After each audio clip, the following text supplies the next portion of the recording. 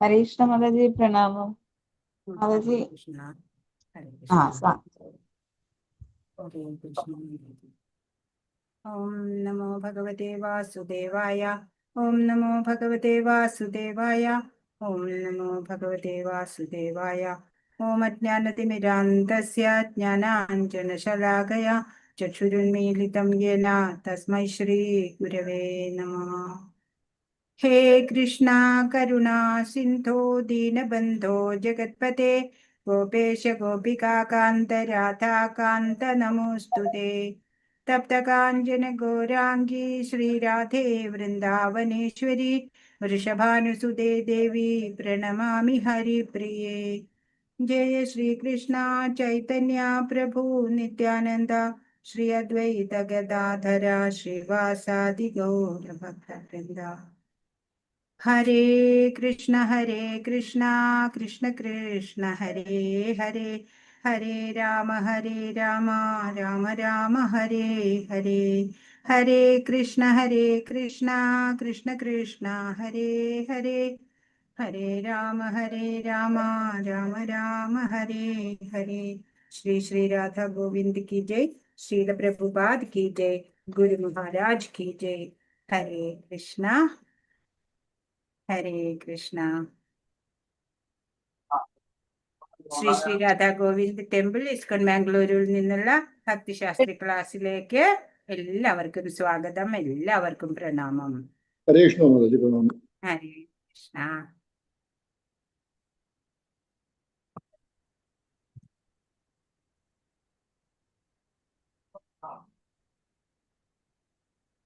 ആറ് ശ്ലോകങ്ങൾ നമ്മൾ ഇന്നലെ നോക്കി. 6 ശ്ലോകങ്ങൾ കഴിഞ്ഞ പിന്നെ 7 ഇല്ലല്ലോ.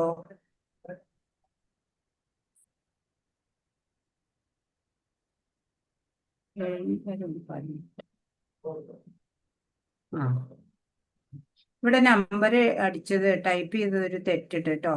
7 ഇവിടെ ശ്ലോകം. ഹരേ കൃഷ്ണ.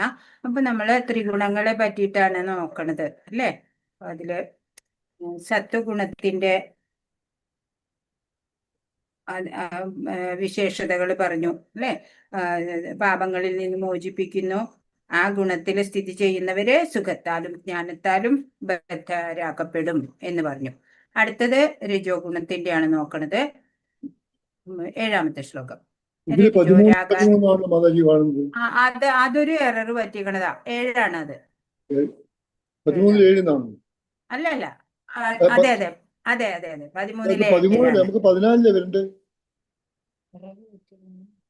അതെ സത്യം. അതാണല്ലോ വരേണ്ടത്. അവിടെ അത് തെറ്റിയേക്കാം. ടൈപ്പ് ചെയ്തത് തെറ്റിയിട്ടുണ്ട്. 14:7 അത് വായിക്കണം നമ്മള്. രജോരാഗാത്മകം വിധി തൃഷ്ണ സംഘസമുദ്ഭവം തന്നിബധ്നാതി കൗന്ദേയ കർമ്മസംഗേന ദേഹിനം. ലയോ കുന്തി നന്ദന. അളവറ്റ തൃഷ്ണ അധിക്യത്താൽ നിന്നുളവാകുന്നത് അത്രേ രജോ ഗുണം. ദേഹസ്ഥനായ ജീവനെ അത് ഭൗതികമായ ബലോത്തിഷ്ഠ കർമ്മങ്ങളിൽ ഒടുക്കിയിടുന്നു. അപ്പൊ രജോ ഗുണ സ്വഭാവിയുടെ ആസക്തി അത് ഇന്ദ്രിയ സുഖങ്ങളിലെ അത്യാസക്തിയാണ് ഉണ്ടാവുക അല്ലെ. അത് നേടണം എന്നുള്ള ആഗ്രഹത്താലെ കഠിനമായിട്ടുള്ള പ്രയത്നം ചെയ്യും. നല്ലത് എല്ലാം വേണം അല്ലെ. നല്ല പദവി വേണം, സന്തുഷ്ട കുടുംബം വേണം അല്ലെ, എല്ലാ കുടുംബാംഗങ്ങളൊക്കെ നല്ല നല്ല പേര് വേണം. അങ്ങനെ രജോ ഗുണത്തിന് എല്ലാത്തിലും ആഗ്രഹങ്ങളാ. അതിനുവേണ്ടി പരക്കം പായും. അങ്ങനെ കഠിന പ്രയത്നം ചെയ്യും. അപ്പൊ കൂടുതൽ കൂടുതൽ ഫലാസക്തരാകും, കൂടുതൽ കൂടുതൽ കർമ്മബന്ധിതരായി മാറും. അങ്ങനെയാണ് രജോ ഗുണികള്. അപ്പൊ 90% പേരും ഇവിടെ അങ്ങനെയുള്ളവരായിരിക്കുകയും ചെയ്യും. അപ്പൊ ആധുനിക സംസ്കാരം ഈ രജോ ഗുണത്തില് നടക്കണവരെ വളരെ പുരോഗമിച്ചവര് എന്നാ കാണുന്നത്. പക്ഷെ നമ്മുടെ പണ്ടൊക്കെ ആണെന്നുണ്ടെങ്കിൽ പുരോഗമനാവസ്ഥ എന്ന് പറയുന്നത് സത്വഗുണത്തില് പുരോഗമിക്കുമ്പോഴാണ് പുരോഗതി ഉണ്ട് എന്ന് പറയാ. ഇന്നിപ്പോ അങ്ങനെയല്ല അല്ലെ. ഭൗതികതയില് ടോപ്പിൽ എത്തിയവരെയാണ് ഇന്നുള്ളവര് വില കൽപ്പിക്കുന്നത്. അപ്പൊ ഈ സത്വഗുണത്തിലുള്ളവർക്ക് പോലും മുക്തി സിദ്ധിക്കില്ല അല്ലെ? സുഖത്താലും ജ്ഞാനത്താലും അവര് ബദ്ധരാക്കപ്പെടുന്നു പറയുന്നു. അപ്പോൾ പിന്നെ രജോ ഗുണികളുടെ കാര്യം പിന്നെ കഷ്ടം തന്നെയാ അല്ലെ? ഇനി തമോ ഗുണികളുടെ കാര്യമാണെങ്കിൽ അതിലും കഷ്ടമായിരിക്കും. സ്ത്രീ പുരുഷന്മാർക്ക് തമ്മിലുള്ള ആസക്തിയാണ് രജോ ഗുണത്തിന്റെ മുഖ്യ സ്വഭാവം. രജോ ഗുണം വളരുമ്പോൾ ഭൗതിക സുഖങ്ങളിലുള്ള താല്പര്യം വർദ്ധിക്കും. അതിനുവേണ്ടി അയാൾ കഠിന പ്രയത്നം ചെയ്യേണ്ടി വരുന്നു. അതുപ്രകാരം കർമ്മബന്ധിതനായി തീരുകയും ചെയ്യുന്നു. 14 തമസ്ത അജ്ഞാനജം വിദ്ധി മോഹനം സർവദേഹിനാം പ്രമാദാലസ്യ നിദ്രാഭിസ്തന്നിബധ്നാതി ഭാരത. ഭാരതപുത്ര, അജ്ഞാനജന്യമായ തമോ ഗുണമാകട്ടെ സർവശരീരികളെയും വ്യാമോഹിപ്പിക്കുന്നതാണ്. ഈ ഗുണത്തിന്റെ ഫലങ്ങളായ പ്രമാദം, അലസത, നിദ്ര എന്നിവ ബദ്ധജീവാത്മാവിനെ കുടുക്കിയിടുന്നു. സത്വഗുണത്തിന് നേരെ ഓപ്പോസിറ്റ് ഉള്ള ഒരു ഗുണം തന്നെയാ തമോ ഗുണം. ജ്ഞാന സമ്പാദനത്തിലൂടെ വിവേകം നേടാൻ സത്വഗുണികൾക്ക് സാധിക്കും. എന്നാലോ ഇവർക്ക് ഒട്ടും സാധിക്കില്ല. അവർക്ക് വിജ്ഞാനം ആർജിക്കാനുള്ള കഴിവില്ല. ഉന്മാദമാണ് അവർക്ക് ഉണ്ടാവുക. അപ്പൊ കാര്യം എന്താ, കാര്യാകാര്യ വിവേചന ബുദ്ധി ഉണ്ടാവില്ല അവർക്ക്. അതുകൊണ്ട് പുരോഗതിക്ക് പകരം അവര് അധോഗതി നേടാനാ പോകണത്. ഇപ്പൊ സിമ്പിൾ ആയിട്ട് പറയാ ഒരു ഉദാഹരണം എന്ന് വെച്ചാല്, ഇപ്പൊ നമ്മളുടെ വീട്ടിലും ചുറ്റൊക്കെ നമ്മൾക്ക് കാണാം ഓരോരുത്തര് അല്ലെ മരിക്കുന്നുണ്ട്. അപ്പോഴും നമ്മളും മരിക്കും ഒരു നാള് എന്ന് മനസ്സിലാക്കാം അല്ലെ? പക്ഷെ ഈ ആളുകളെ ഉന്മത്തരായവര് എന്താ ചെയ്യണേ? മരണമില്ല അവർക്ക് എന്നുള്ള പോലെ രാവും പകലും അവര് പ്രയത്നം ചെയ്യും. ആത്മാവിനെ പറ്റിയൊന്നും അവർക്കൊരു ചിന്ത പോലും ഇല്ല. അതാണ് ഉന്മാദം എന്നുള്ളത്. ഉന്മാദം ബാധിച്ചോരോ ആധ്യാത്മിക ജ്ഞാന മാർഗത്തില് ഒട്ടും പുരോഗമിക്കാൻ അവര് ആഗ്രഹിക്കണില്ല. അലസന്മാരായിട്ട് ജീവിതം നീക്കാനാണ് താല്പര്യപ്പെടുക. ആവശ്യത്തില് ഏറെ ഉറങ്ങാണ് തമോ ഗുണികളുടെ ഒരു ലക്ഷണം. 6 മണിക്കൂർ മാത്രം ഒരു പ്രായപൂർത്തിയായ ആൾക്ക് ഉറങ്ങേണ്ടതുള്ളൂ. പക്ഷെ അവര് 10-12 മണിക്കൂർ ഉറങ്ങിയാലും അവർക്ക് പോരാ അല്ലെ? വിഷാദഗ്രസ്തനായിട്ട് നിദ്രാലുവായിട്ട് ഇങ്ങനെ അവരെ കാണാൻ സാധിക്കും. പിന്നെ അവര് ലഹരി പദാർത്ഥങ്ങൾക്കൊക്കെ അടിമപ്പെട്ടിട്ടായിരിക്കും ഇരിക്കുക. ഇതൊക്കെയാണ് തമോ ഗുണിയുടെ ലക്ഷണം ഉണ്ടാവുക. സത്വഗുണത്തിന് നേരെ എതിരാണ് തമോ ഗുണം. കാര്യ വിവേചനത്തിന് ശക്തനല്ല, അയാൾ അധോഗതി പ്രാപിക്കും. 3 ഗുണങ്ങളും എന്താണ് എന്നിപ്പോ പറഞ്ഞു. ഒന്നുകൂടി സംഗ്രഹിച്ച് പറയുകയാണ് 9ാമത്തെ ശ്ലോകം. സത്വം സുഖേ സഞ്ജയതി രജ കർമ്മണി ഭാരത ജ്ഞാനമാവൃത്യതു തമാ പ്രമാദേ സംജയത്യുത. അല്ലയോ ഭാരതപുത്ര, സത്വഗുണം ഒരാളെ സുഖം കൊണ്ട് ബന്ധിക്കുമ്പോൾ രജോ ഗുണം കർമ്മങ്ങൾ കൊണ്ടാണ് ബന്ധിക്കുക. ജ്ഞാനത്തെ ആവരണം ചെയ്യുന്ന തമോ ഗുണമാകട്ടെ ഉന്മാദം കൊണ്ടും ഒരാളെ ബന്ധിക്കും. സത്വഗുണത്തിൽ ബുദ്ധി വിഷയകമായ നേട്ടത്തിലും രജോ ഗുണത്തിൽ കാമ്യകർമ്മങ്ങളിലും തമോ ഗുണം ജ്ഞാനത്തെ ആവരണം ചെയ്യുകയുമാവുന്നു. എന്താ പറയണേ? ഈ ഓരോ ഡിപ്പാർട്ട്മെന്റിൽ വിജ്ഞാന മേഖലയിലൊക്കെ പ്രവർത്തിക്കുന്നവര് ആ വഴിയില് തൃപ്തനായേക്കണ പോലെ ഈ സത്വത്തില് സ്ഥിതി ചെയ്യണവര് തന്റെ പ്രവർത്തനങ്ങളിലും നേട്ടത്തിലും ഒക്കെ എപ്പോഴും തൃപ്തരായിരിക്കും. രജോ ഗുണത്തിലോ തൃപ്തിയില്ല ഒരിക്കലും അല്ലെ? ഒരുപാട് കർമ്മ മണ്ഡലങ്ങളിൽ ആകും. ധാരാളം ധനം സമ്പാദിക്കും. അവര് ദാനധർമാദികളും അങ്ങനെയുള്ള നല്ല കാര്യങ്ങളൊക്കെ ചെയ്യും. അപ്പോ അതൊക്കെയാണ് രജോ ഗുണിയുടെ ലക്ഷണം. തമോ ഗുണാണെങ്കിലോ ആ അറിവിനെയൊക്കെ മാറ്റിക്കളയണ ഒരു സ്വഭാവമാണ്. അവര് പ്രവൃത്തി ചെറുതായി കുറവൊക്കെ പ്രയത്നിക്കുള്ളൂ. അതും അവർക്കോ മറ്റുള്ളവർക്കോ ഒന്നും ഗുണകരമല്ലാത്ത പ്രവൃത്തികളായിരിക്കാം അവര് ചെയ്യുക. അപ്പോ നമ്മളുടെ ഈ സമയം, നമ്മളുടെ പകല് രാത്രി, അതിലൊക്കെ ഈ തമോ രജോ സത്വഗുണം നമുക്ക് കാണാൻ പറ്റും. ഇപ്പൊ രാത്രി എന്ന് പറഞ്ഞാൽ തമോ ഗുണാണ് അല്ലെ? രജോ ഗുണം പകല് രജോ ഗുണാണ് എന്ന് പറയാം. ബ്രഹ്മമുഹൂർത്തത്തിനെ നമുക്ക് സത്വഗുണം എന്ന് പറയാൻ പറ്റും അല്ലെ? അതുപോലെ ഈ രാമായണത്തിൽ 3 സഹോദരങ്ങളുണ്ട്. ഈ 3 ഗുണത്തിൽ പെട്ടത് പറയാൻ പറ്റുമോ? ഹരേ കൃഷ്ണ, ആരാ പറയാ? ഹരേ കൃഷ്ണ. കുംഭകർണൻ ഹരേ കൃഷ്ണ. ഹരേ കൃഷ്ണ. പറയൂ. ഹരേ കൃഷ്ണ മാതാജി. രാവണൻ പറയൂ. തമോ അതെ, ഗുണം, കുംഭകർണൻ രാവണൻ രജോ ഗുണം. മാതാജി രാവണൻ രജോ ഗുണല്ലേ? രാവണൻ രജോ ഗുണം, കുംഭകർണൻ തമോ ഗുണം. കുംഭകർണൻ തമോ ഗുണം, തമോ വിഭീഷണൻ ഗുണം, സത്വഗുണം. വിഭീഷണൻ സത്വഗുണം. അല്ലേ? അതാണ്. ഹരേ കൃഷ്ണ. 3 ഗുണങ്ങളില് സത്വഗുണത്തിന് പ്രാധാന്യം ഉണ്ടാവുന്നത് എങ്ങനെ, രജസ് തമോ ഗുണത്തിന് പ്രാധാന്യം ഉണ്ടാവുന്നതും അതൊക്കെ എങ്ങനെയാണ്, അതാണ് ഈ 10ാമത്തെ ശ്ലോകം പറയുന്നത്. രജസ് തമശ്ചാഭിഭൂയ സത്വം ഭവതി ഭാരത, രജസത്വം തമശ്ചൈവ തമസത്വം രജസ് തഥാ. അല്ലയോ ഭാരത, ചിലപ്പോൾ സത്വഗുണം രജസ് തമോ ഗുണങ്ങളെ തോൽപ്പിച്ചുകൊണ്ട് മുന്നേറും, ചിലപ്പോൾ രജസ് സത്വതമോ ഗുണങ്ങളെ കീഴടക്കുന്നു, മറ്റു ചിലപ്പോൾ തമസ് സത്വരജസ്സുകളെയും. ഈ വിധത്തിൽ എപ്പോഴും ആധിപത്യത്തിനുള്ള മത്സരം നിലനിൽക്കുന്നു. രജോ ഗുണാണ് മുന്നിട്ട് നിൽക്കണമെന്നുണ്ടെങ്കിൽ മറ്റ് 2 ഗുണങ്ങള് പിന്നോട്ട് പോകും. തമസ് മുന്നിട്ട് നിൽക്കുമ്പോൾ സത്വ രജോ ഗുണങ്ങൾക്ക് തോൽവി ആണ്, കുറവേ ഉണ്ടാവുള്ളൂ. അല്ലെ? ഓരോരുത്തരിലും ഇതിന്റെ ഏറ്റക്കുറച്ചിലുകൾ ഉണ്ടാവും എന്നാണ്. സത്വഗുണം മുന്നിട്ട് നിൽക്കുമ്പോൾ രജ തമോ ഗുണങ്ങള് പരാജയപ്പെടും. അങ്ങനെ ഇത് തമ്മിൽ ഒരു പിടിച്ചു വലിക്കണ ഒരു പിക്ചർ നമ്മൾ കണ്ടിട്ടുണ്ടായിരുന്നു അല്ലെ? നമ്മളെങ്ങനെ 3 ഗുണങ്ങളും ഇങ്ങനെ പിടിച്ചു വലിക്കുകയാണ്. അപ്പൊ നമ്മൾ സത്വത്തിലേക്ക് ചായ്വുണ്ടാവാൻ നമ്മൾ ശ്രദ്ധിക്കണം. അതിന് കൃഷ്ണാവബോധത്തില് പുരോഗമിക്കണം. അങ്ങനെ നമ്മൾ ഈ 3 ഗുണങ്ങളെയും അതിക്രമിക്കണം എന്നാണ്. ഒന്നിന്റെ ആധിപത്യം ഒരാളുടെ എല്ലാ പ്രവർത്തനത്തിലും പെരുമാറ്റത്തിലും ആഹാര രീതിയിലും എല്ലാം സ്പഷ്ടമായിട്ട് കാണാൻ പറ്റും. അപ്പൊ നമുക്ക് സ്വയവും അല്ലെങ്കിൽ നമ്മുടെ ചുറ്റുമുള്ളവരും ഒക്കെ നമുക്ക് വാച്ച് ചെയ്താലും മനസ്സിലാക്കാൻ പറ്റും ഇവരേത് ഗുണപ്രകൃതിയിലുള്ളതാണ് എന്ന്. അപ്പൊ പരിശീലനം കൊണ്ട് സത്വഗുണം വളർത്തിയിട്ട് മറ്റു 2 ഗുണങ്ങളെയും തോൽപ്പിക്കാൻ സാധിക്കും എന്നാണ്. ഇങ്ങനെ സത്വഗുണത്തിൽ എത്തിയ ആളും ചില വേളയിലൊക്കെ അധപ്പതിച്ചു പോവുകയും ചെയ്യും. അപ്പൊ ഒരാളിൽ എല്ലാ ഗുണവും ഉണ്ടാവും.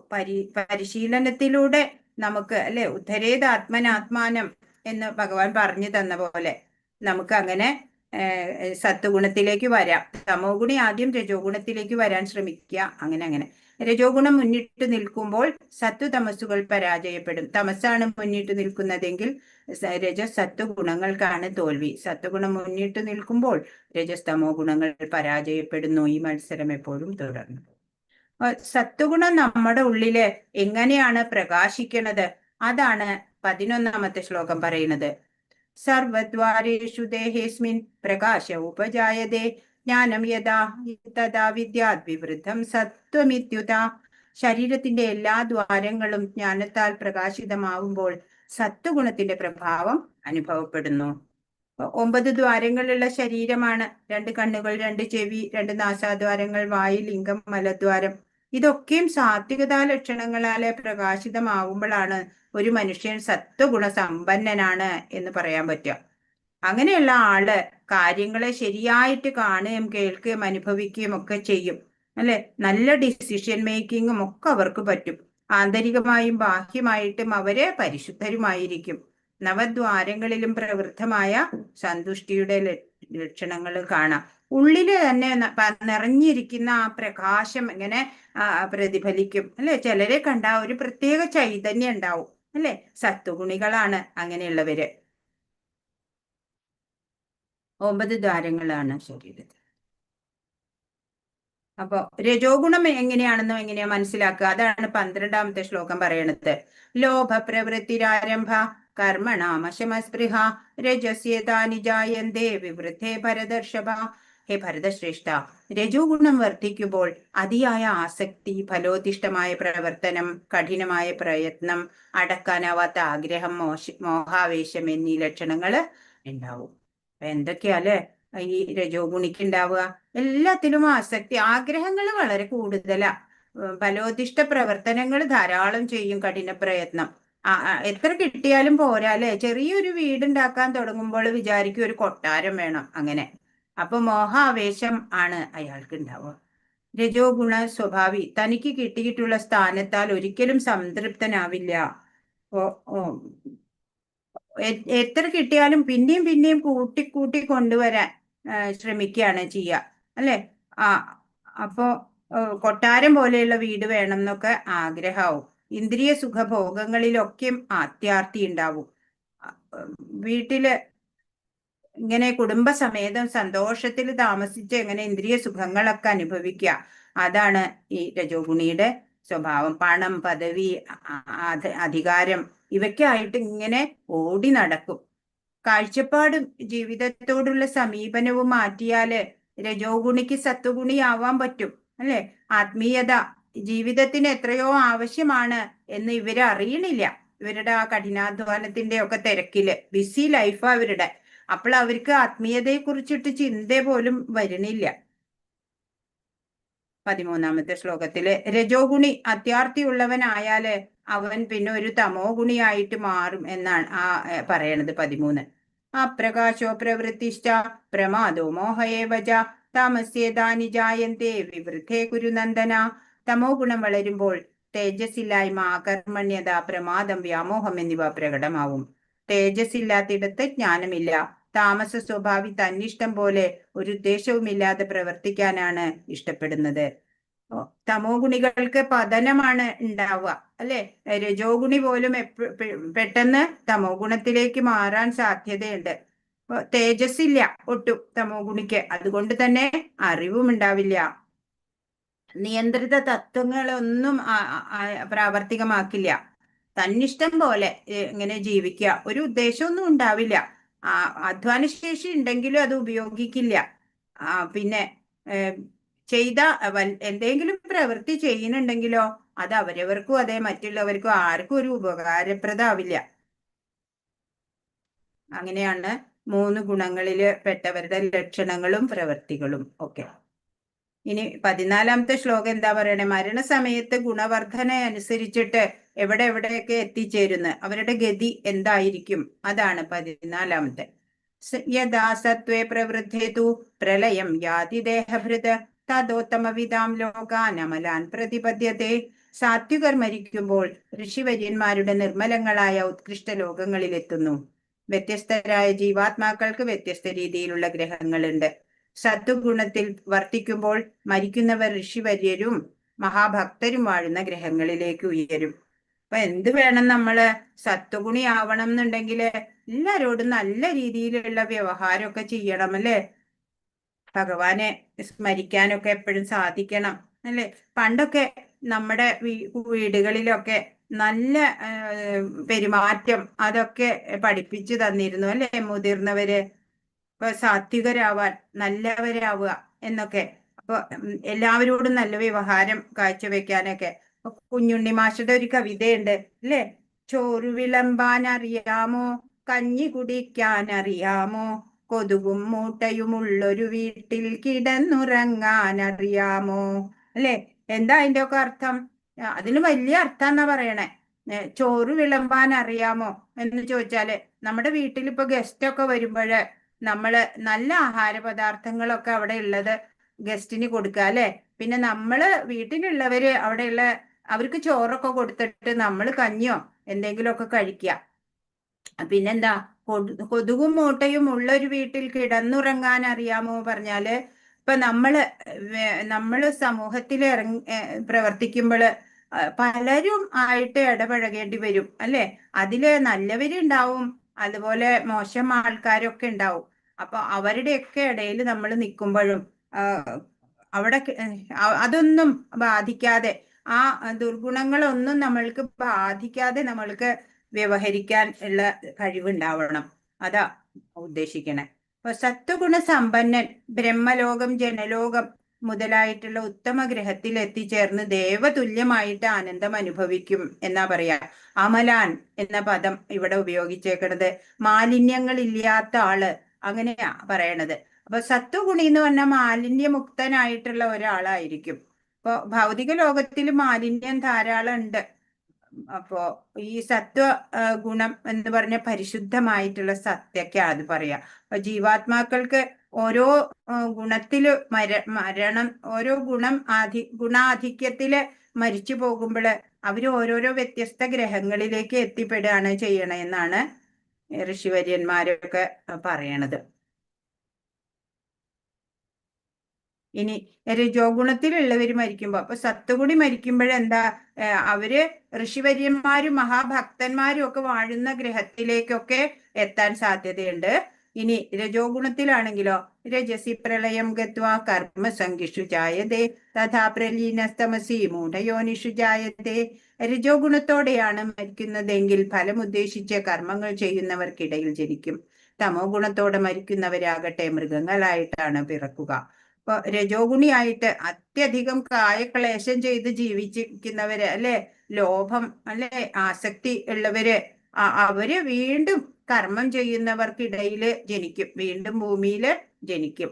തമോ ഗുണത്താല് മരിക്കുന്നവര് ചിലപ്പോ മൃഗങ്ങളായിട്ടായിരിക്കാം പിറക്കുക എന്നാ പറയുന്നത്.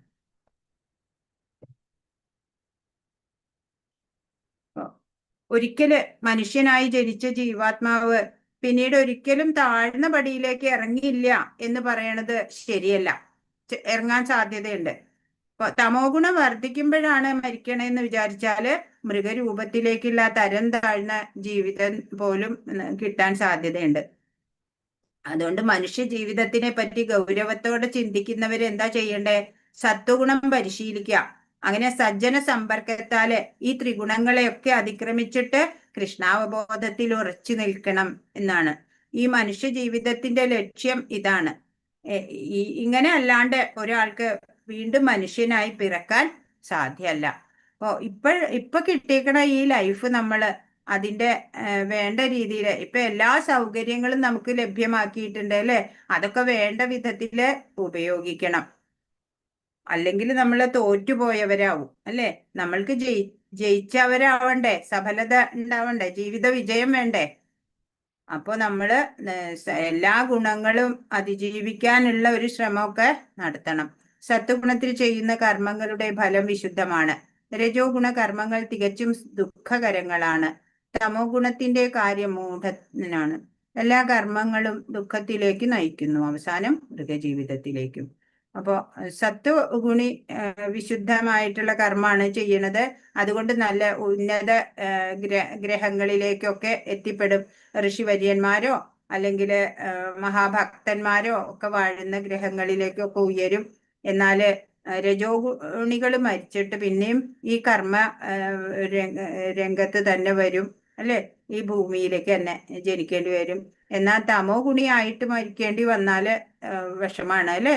മൃഗജീവിതമൊക്കെ ആവും കിട്ടുക. ഭഗവാൻ പശുക്കളുടെയും ബ്രാഹ്മണരുടെയും അഭ്യുദയകാംക്ഷിയാണ്. ഇത് വേറെ ശ്ലോകത്തിന്റെ അർത്ഥം.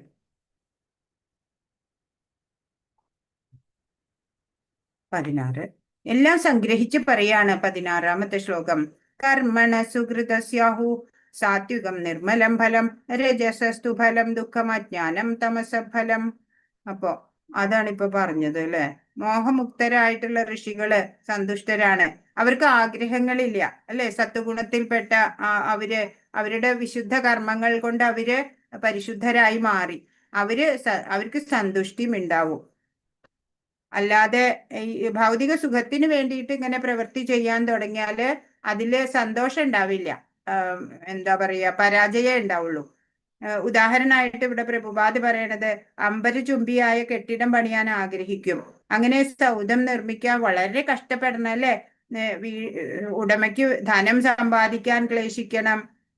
വീട് പണിയുന്നവർക്ക് കായക്ലേശം ധാരാളം ഉണ്ട്. അങ്ങനെ രജോ ഗുണപ്രേരിതങ്ങളായിട്ട് കർമ്മങ്ങൾ കുറെ ചെയ്യേണ്ടി വരും. അതൊക്കെ ദുഃഖകരങ്ങളാണ്.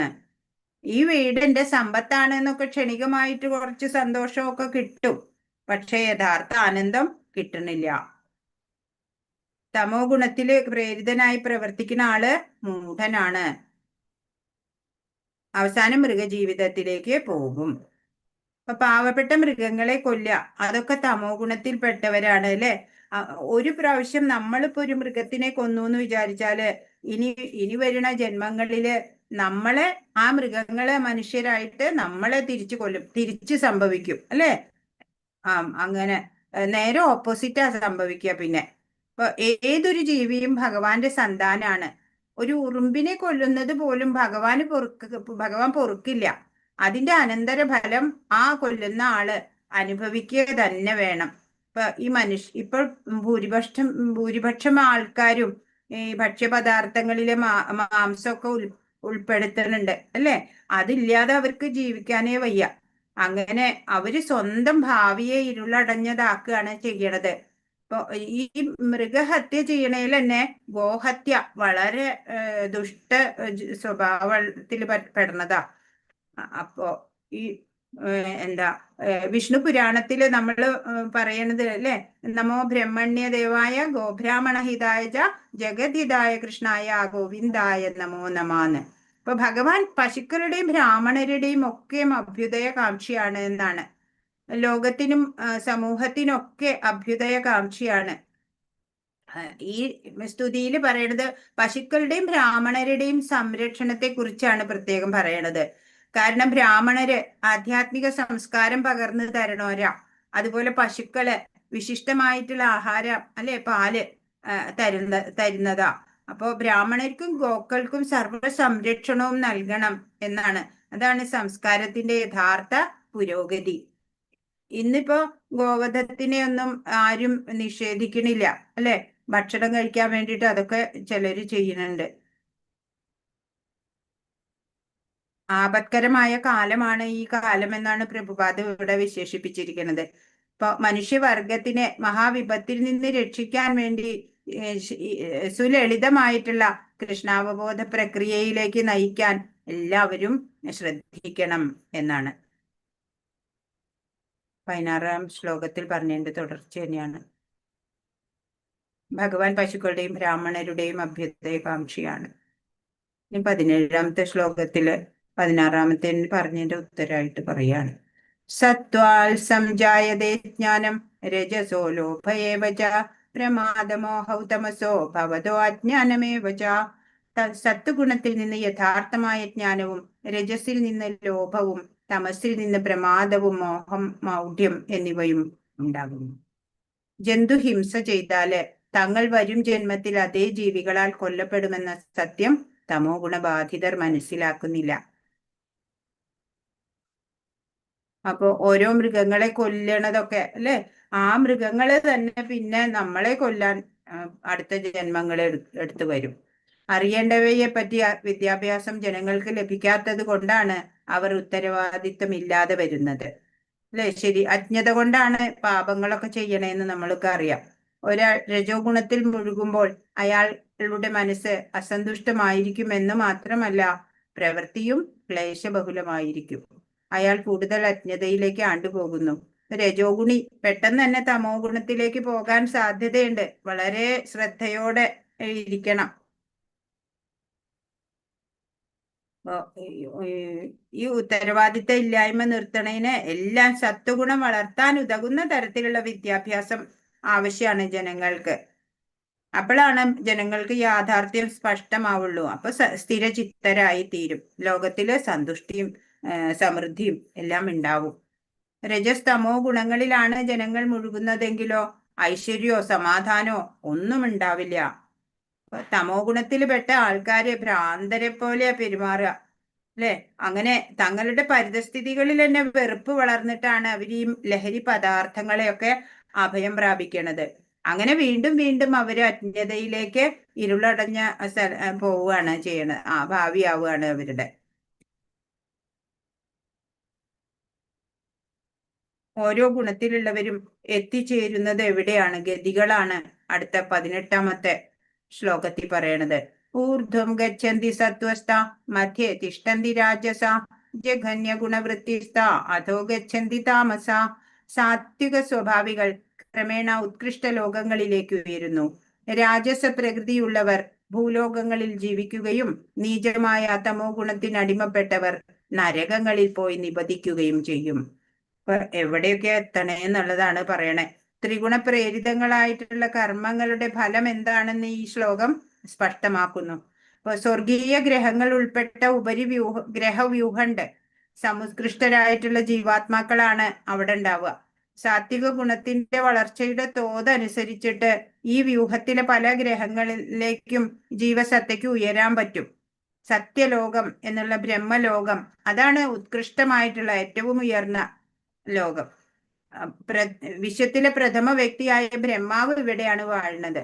ബ്രഹ്മലോകത്തിലെ ആശ്ചര്യകരമായ ജീവിതാവസ്ഥ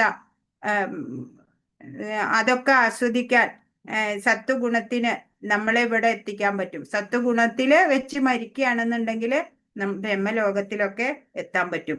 രജോ ഗുണം എന്ന് പറയുന്നത് സത്വ തമസ്സുകളുടെ ഒരു സമ്മിശ്രമായിട്ടുള്ള ഭാവമാണ്. എപ്പോഴും ഒരു വ്യക്തി വിശുദ്ധനാവില്ല. ശുദ്ധ രാജസ സ്വഭാവിയായ ഒരാള് ചിലപ്പോ മരിച്ചതിന് ശേഷം പിന്നീട് ഭൂമിയിൽ തന്നെ രാജാവായിട്ടോ ധനികനായിട്ടോ ഒക്കെ ജീവിക്കുക മാത്രമാണ് ചെയ്യുക. ഉപരി ലോകങ്ങളിലേക്ക് പോവല്ല ചെയ്യുന്നത്. ചിലപ്പോഴോ സമ്മിശ്ര ഗുണങ്ങൾ ഉള്ളതായതുകൊണ്ട് താഴത്തേക്ക് വീഴാനും അധപ്പതിക്കാനും സാധ്യതയുണ്ട്.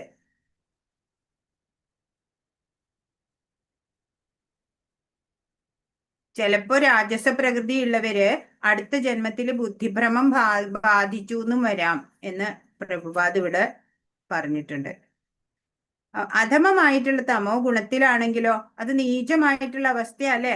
ഭൗതിക ലോകത്തിലെ ഈ തമോ ഗുണബാധ വളരെ ഡേഞ്ചറസ് ആണെന്നാ പറയണേ.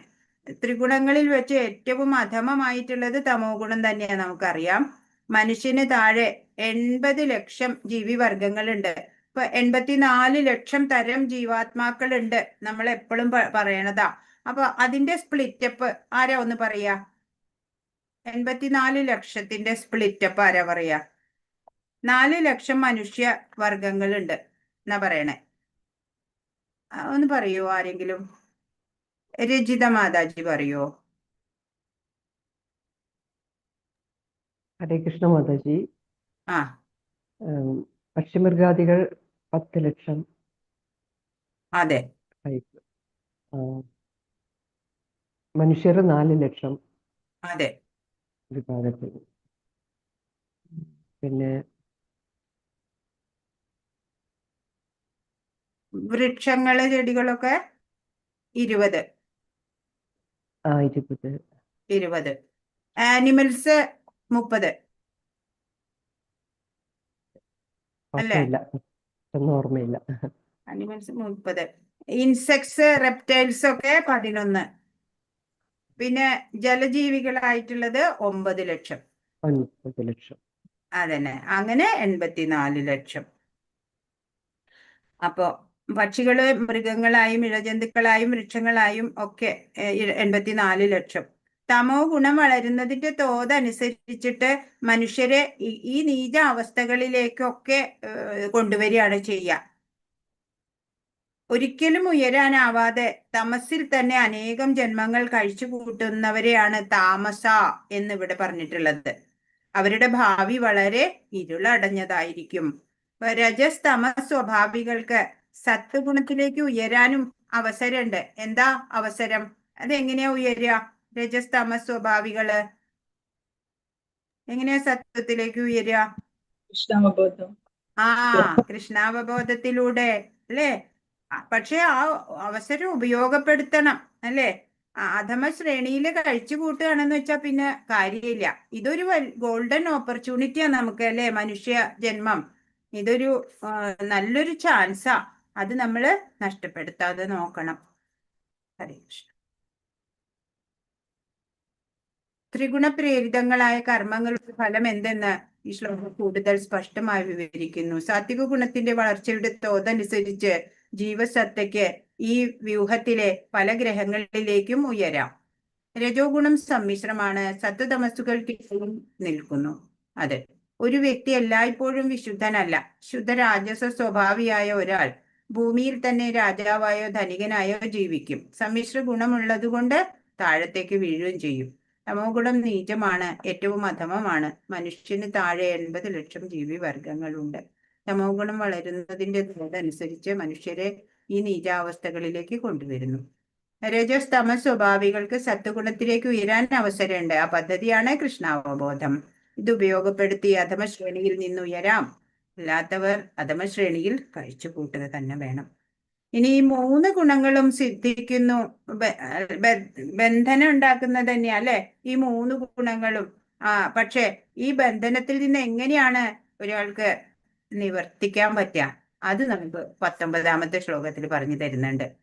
നാന്യം ഗുണേഭ്യ കർത്താരം യഥാ ദൃഷ്ടാനുപശ്യതി ഗുണേഭ്യശ്ച പരം വേത്തി മദ്ഭാവം സോധിഗച്ഛതി. യാതൊരു കർമ്മത്തിനും പ്രകൃതിയുടെ ഈ ത്രിഗുണങ്ങളല്ലാതെ വേറെ കർത്താവില്ലെന്ന് ശരിയായി മനസ്സിലാക്കുകയും ഗുണാതീതനായ ഭഗവാനെ അറിയുകയും ചെയ്തവൻ എന്റെ ആധ്യാത്മിക പ്രകൃതിയെ പ്രാപിക്കുന്നു. എന്താ പറയണേ? കൃഷ്ണാവബോധം ഉദിച്ചവരിൽ നിന്ന് വേണം ത്രിഗുണാധിഷ്ഠിതമായ കർമ്മങ്ങളെ കുറിച്ചുള്ള ഈ ശാസ്ത്രം പഠിക്കാൻ. അല്ലെങ്കിൽ ജീവിതം വഴി പിഴച്ചേക്കും. വ്യത്യസ്തങ്ങളായ ഈ പ്രവർത്തനങ്ങളുടെ കർത്താവ് വാസ്തവത്തിൽ ജീവസത്തയല്ല, ഒരു പ്രത്യേക ശരീരത്തിൽ കുടികൊള്ളുന്നതിനാൽ പ്രകൃതിയുടെ ഒരു പ്രത്യേക ഗുണത്തിന് വഴങ്ങി അങ്ങനെ പ്രവർത്തിക്കാൻ നിർബന്ധിതനാവുകയാണ്. അല്ലാണ്ട് ആത്മാവല്ല ഇതിനൊന്നും ഉത്തരവാദി അല്ലേ? പ്രകൃതിയുടെ ത്രിഗുണങ്ങൾ തന്നെയാണ് നമ്മളെ ഓരോ തരത്തിലുള്ള പ്രവർത്തനങ്ങൾക്ക് പ്രേരിപ്പിക്കുന്നത്. ഒരു ആധ്യാത്മിക ഗുരുവിന്റെ സമ്പർക്കം കൊണ്ട് മാത്രമേ സത്യസ്ഥിതി അറിയാനും അങ്ങനെ പൂർണ്ണമായും കൃഷ്ണാവബോധത്തിൽ നിലയുറപ്പിക്കാനും കഴിയൂ. കൃഷ്ണനാണ് യഥാർത്ഥ ആധ്യാത്മിക ആചാര്യൻ അല്ലെ? ജഗദ്ഗുരു, ലോകഗുരുവായിട്ട് ഭഗവാൻ. വിശ്വാസിനായ ആധ്യാത്മിക ഗുരുവിന്റെ ഉപദേശം ഒരാൾക്ക് വേണം. അതാ നമ്മളൊക്കെ ദീക്ഷ എടുത്തിരിക്കണേ അല്ലെ? ആ ഗുരുവിന്റെ നിർദ്ദേശപ്രകാരം നമ്മൾ മുന്നോട്ട് പോവാണ്.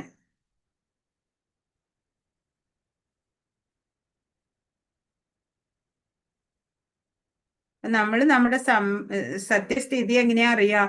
ആധ്യാത്മിക ഗുരുവിന്റെ സമ്പർക്കം കൊണ്ടാണ്. ഇങ്ങനെ പൂർണ്ണമായിട്ട് കൃഷ്ണാവബോധത്തില് നിലയുറപ്പിക്കാൻ നമുക്ക് സാധിക്കും. കൃഷ്ണാവബോധവാനായ ഒരാൾ പിന്നെ പ്രകൃതിയിലെ ത്രിഗുണങ്ങളുടെ മാസ്മര ശക്തിക്ക് അധീനനാവില്ല. നമ്മൾക്ക് ആ പ്രകൃതി ഗുണങ്ങളെയൊക്കെ അതിജീവിക്കാൻ സാധിക്കും. കൃഷ്ണന് സ്വയം സമർപ്പിച്ചവൻ ഭൗതിക പ്രകൃതിയുടെ പ്രവർത്തനങ്ങളിൽ നിന്നൊക്കെ മുക്തനായിരിക്കും.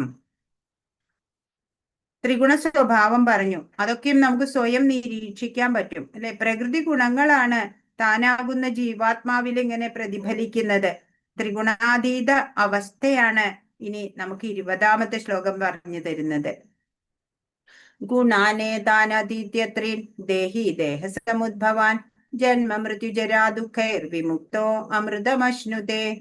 ശരീര സംബന്ധികളായ ഈ 3 ഗുണങ്ങളെയും അതിക്രമിക്കാൻ സാധിച്ചാൽ ശരീരസ്ഥനായ ജീവന് ജനനം, മരണം, വാർദ്ധക്യം മുതലായ ക്ലേശങ്ങളിൽ നിന്ന് മുക്തനായി ഈ ജീവിതത്തിൽ തന്നെ അമൃതം ആസ്വദിക്കാം. അപ്പോ 3 ഗുണങ്ങളെയും അതിക്രമിക്കാൻ സാധിക്കണം.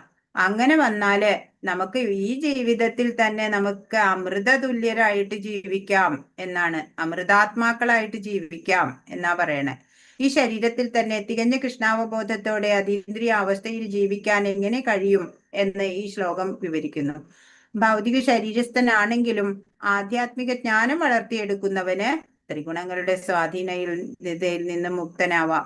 അതിനാ നമ്മുടെ ആത്മീയ ആചാര്യൻ അല്ലെ ശ്രീല പ്രഭുപാദര് നമ്മളുടെ ദിനചര്യകളൊക്കെ ചിട്ടപ്പെടുത്തി തന്നിരിക്കണത് നമ്മൾക്ക് ആ കൃഷ്ണാവബോധത്തിന്റെ പരിപൂർണതയിലേക്ക് ഉയരാൻ സാധിക്കാൻ വേണ്ടിയിട്ടാ. ഇപ്പോ ശരീരത്തിൽ ഇരുന്നു കൊണ്ട് ആധ്യാത്മിക ജീവിതത്തിലെ ആനന്ദം അയാൾക്ക് അനുഭവിക്കുകയും ചെയ്യാം അല്ലെ? ഗൃഹസ്ഥനായാലും അല്ലെ, അയാളൊരു എന്താ പറയാ സന്യാസിയുടെ, യോഗിയുടെ തലത്തിലെത്താൻ സാധിക്കും അല്ലെ? പരിപൂർണ കൃഷ്ണാവബോധത്തിൽ സ്ഥിതി ചെയ്യണ ഒരാള് യോഗി തന്നെയാണ് എന്ന് പലയിടത്തും ഭഗവാൻ പറഞ്ഞിട്ടുണ്ട്. ഗൃഹസ്ഥനായിട്ട് ഇരുന്നു കൊണ്ട് തന്നെ ആ ആനന്ദം അനുഭവിക്കാൻ പറ്റും. കൃഷ്ണാവബോധപൂർവം അനുഷ്ഠിക്കുന്ന ഭക്തിയുത സേവനം ഭൗതിക ബന്ധനങ്ങളിൽ നിന്നുള്ള മുക്തിയുടെ ലക്ഷണമാണ്. 18ാം അധ്യായത്തിൽ ഇത് കൂടുതൽ പറഞ്ഞു തരുന്നുണ്ട്. ത്രിഗുണങ്ങളുടെ സ്വാധീനതാ വലയം ഭേദിച്ചു കഴിഞ്ഞാലാണ് മനുഷ്യൻ ഭക്തിനിഷ്ഠമായ സേവനത്തില് തൽപരനാവുക എന്ന്. ഇത്രയും പറഞ്ഞപ്പോൾ അർജുനന് സംശയം വീണ്ടും വരികയാണ് അല്ലെ? ഇപ്പൊ സ്ഥിതപ്രജ്ഞ ലക്ഷണങ്ങൾ എന്തെല്ലാമാണ് എന്ന് 2ാം അധ്യായത്തിൽ അർജുനൻ ചോദിച്ചതുപോലെ ആനന്ദാമൃതമായ ജീവിതം കിട്ടും എന്ന് പറഞ്ഞു. അതെങ്ങനെയാ ലഭിക്കുക എന്നാണ് ഇവിടെ അർജുനൻ ചോദിക്കുന്നത്. അർജുന ഉവാച കൈർലിംഗൈ സ്ത്രീൻ ഗുണാനേതാനതീതോ ഭവതി അതീതോ ഭവതി പ്രഭോ കിമാചാര കഥം ചൈതാം സ്ത്രീൻ ഗുണാനതിവർത്തത്തെ. അർജുനൻ ചോദിച്ചു, പ്രഭോ, ത്രിഗുണങ്ങളെ അതിക്രമിച്ച വ്യക്തിയുടെ ലക്ഷണങ്ങൾ എന്തെല്ലാം? എങ്ങനെയായിരിക്കും അദ്ദേഹത്തിന്റെ പെരുമാറ്റം? അയാൾ എങ്ങനെ ഈ പ്രകൃതി ഗുണങ്ങളെ അതിക്രമിക്കുന്നു? അതൊക്കെയാണ് അർജുനന് അറിയേണ്ടത്. ത്രിഗുണാതീതനായ ഒരു വ്യക്തിയുടെ ലക്ഷണങ്ങൾ, പ്രവൃത്തികൾ എങ്ങനെ പ്രകൃതിയെ മറികടക്കുമെന്നിവ അർജുനന്റെ പ്രാധാന്യമേറിയ ചോദ്യങ്ങൾ. ഉചിതമായ ചോദ്യമാണ്. ത്രിഗുണാതീതനായ ഒരു വ്യക്തിയുടെ ലക്ഷണങ്ങൾ എന്തെല്ലാമാണ്? അങ്ങനെയുള്ള ഒരു ഇന്ദ്രിയാതീതനായ വ്യക്തിയുടെ ലക്ഷണങ്ങൾ എന്തെല്ലാം ആണെന്ന് ചോദിച്ചു. പിന്നെ ത്രിഗുണങ്ങളുടെ സ്വാധീന ശക്തിക്ക് അതീതനാണ് അയാൾ എന്ന് എങ്ങനെയാണ് നമുക്ക് കാണുമ്പോൾ മനസ്സിലാവുക? അയാളുടെ ജീവിതവും പ്രവൃത്തിയും ഒക്കെ എങ്ങനെയായിരിക്കും? അവ നിയന്ത്രിതങ്ങളോ അല്ലയോ എന്നൊക്കെയാണ് ചോദ്യം. ഒടുവില് അതീന്ദ്രിയ ഭാവം പ്രാപിക്കാനുള്ള ഉപായങ്ങൾ എന്താണ് എന്ന് ചോദിക്കുന്നുണ്ട്. സുപ്രധാനമായിട്ടുള്ള ചോദ്യങ്ങൾ തന്നെയാണ് അല്ലെ. സദാ അതീന്ദ്രിയ അവസ്ഥയിൽ സ്ഥിതി ചെയ്യാൻ വേണ്ട ഋജുവായിട്ടുള്ള ഒരു ഉപായം അറിയാത്തവരില് ഈ ലക്ഷണങ്ങൾ വെളിപ്പെടില്ല. അർജുനന്റെ പ്രാധാന്യമേറിയ ചോദ്യങ്ങൾക്ക് ഭഗവാൻ ഇതാ മറുപടി പറയുന്നു. ഗുണാതീതന്റെ ലക്ഷണങ്ങൾ പറയാണ്. അയാളെ എങ്ങനെ മനസ്സിലാക്കാം? അതാണ് അടുത്ത 4 ശ്ലോകങ്ങളിലായിട്ട് പറയുന്നത്. ആ 4 ശ്ലോകങ്ങള് ഒന്ന് വായിക്കോ? ആരെങ്കിലും? വല്ലഭി മാതാജി വായിക്കോ? മാതാജി വായിക്കൂ. 22 മുതൽ 25 വരെയുള്ള ശ്ലോകങ്ങൾ വായിക്കൂ.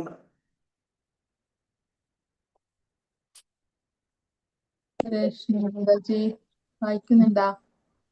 വായിച്ചോളൂ. ഹരേ കൃഷ്ണ.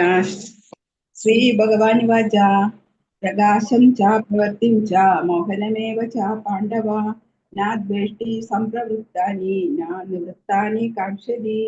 23. ഉദാസീന വദാസീനോ ഗുണയുര്യോ ന വിചാര്യതേ ഗുണാ വർത്തന്ത ഇത്യവം യോ അവതിഷ്ഠതി ന്യംഗതേ. 24. സമദുഃഖ സുഖസ്വസ്ഥ സമലോഷ്ടാസ്മ കാഞ്ചനാഃ തുല്യപ്രിയാ പ്രിയാ ധീരസ്തുല്യ നിന്ദാത്മാ സംസ്തുതിഃ.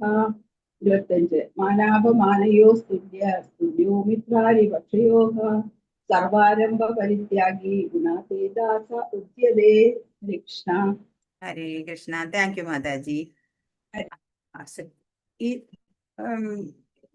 വിവർത്തനം ആര് പ്രജിഷ മാതാജി ഒന്ന് വായിക്കൂ. വിവർത്തനം. കൃഷ്ണ മാതാജി. വിവർത്തനം ബൈ ശില പ്രഭുപാദ് കി ജയ്.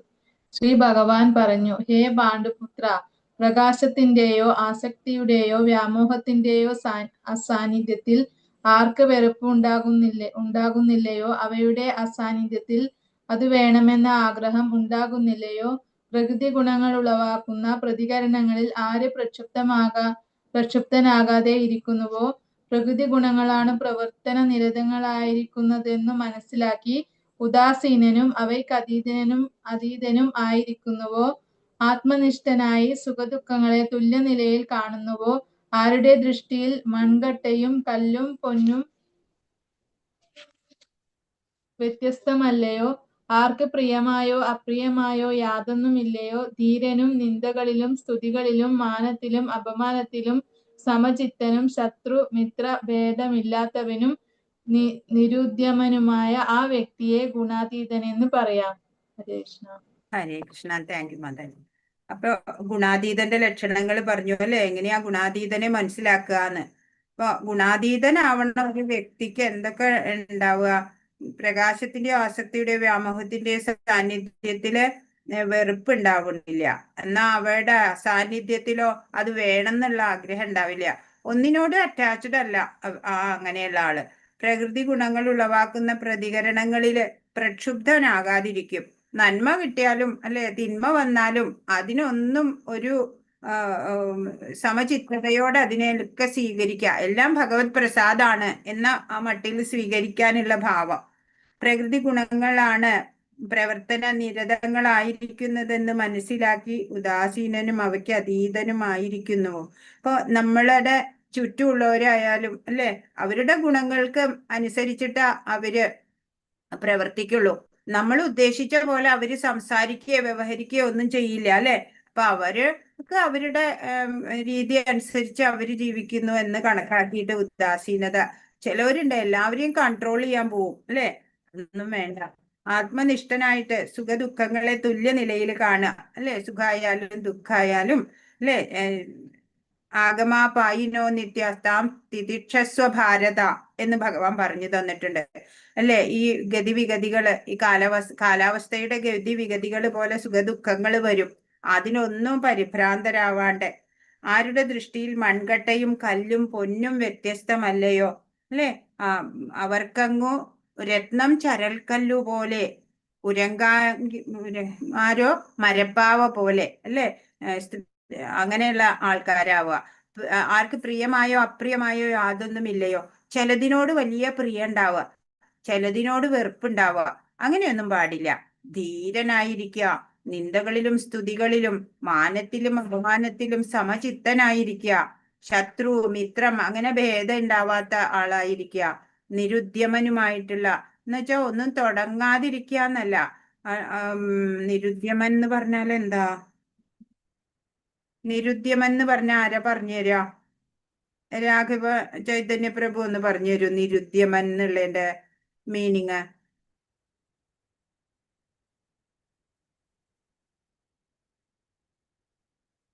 പറഞ്ഞുതരാമോ?